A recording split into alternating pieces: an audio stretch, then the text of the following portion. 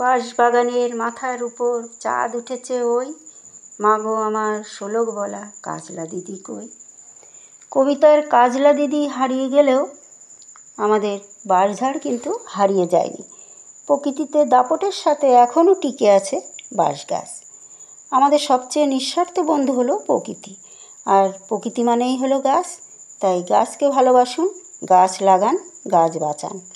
প্রতিটি জীবের জন্য হয়ে উঠুক এই পৃথিবী বসবাসযোগ্য।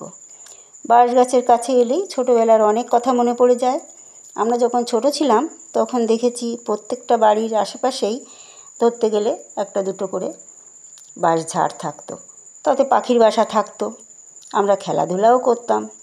তো বর্তমান পরিস্থিতিতে বাঁশ গাছ অনেক কমে গেছে। বর্তমানে এই পৃথিবীটাকে মানুষ তার একান্তই নিজের করে নিয়েছে। এই পৃথিবী এবং পরিবেশ প্রকৃতি শুধু মানুষের একার জন্যই কিন্তু নয়। যাই হোক, বাঁশ গাছ অত্যন্ত একটা উপকারী উদ্ভিদ। পৃথিবীর সবচেয়ে বড় ঘাস জাতীয় উদ্ভিদ হলো বাঁশ গাছ।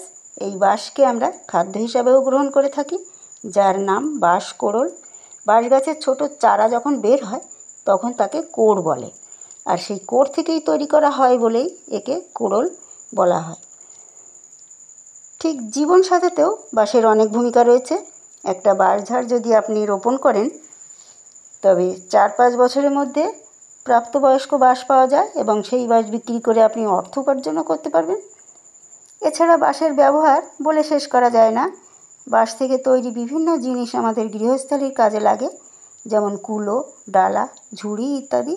এছাড়া সমস্ত প্রতিমার কাঠামো তৈরি করতেও বাঁশ প্রয়োজন হয়।